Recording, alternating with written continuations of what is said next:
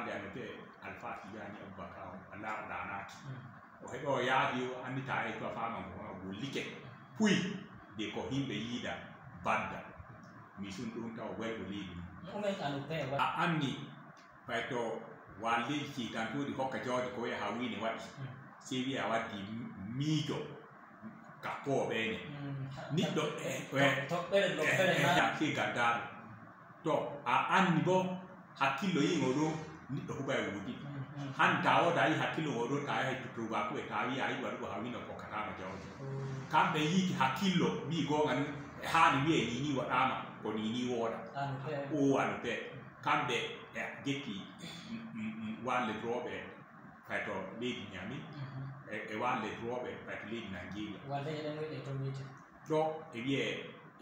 roten be do bo bie mieti ala kambe ni jodi kambe badi nodi himbe fu la kibe geti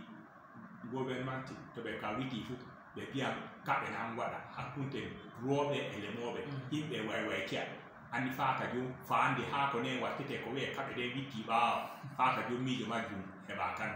anni wale anope fa geti ropende fa geti yokan mieti alla hakilo mo be kiti be bito ni wala ma fu ba kan ka be he nya be bu to nan hakilo mo do nangi hore be ko be jodi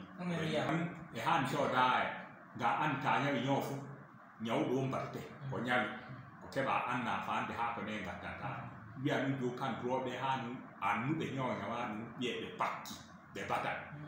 lemo dembo wa antede ko hanu kam be ka be bata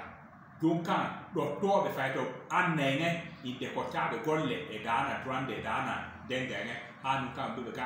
be bata ume hani wade be kitino ni ko woni e wada be da anu e wada yo ka ko wi e ndudi mfuti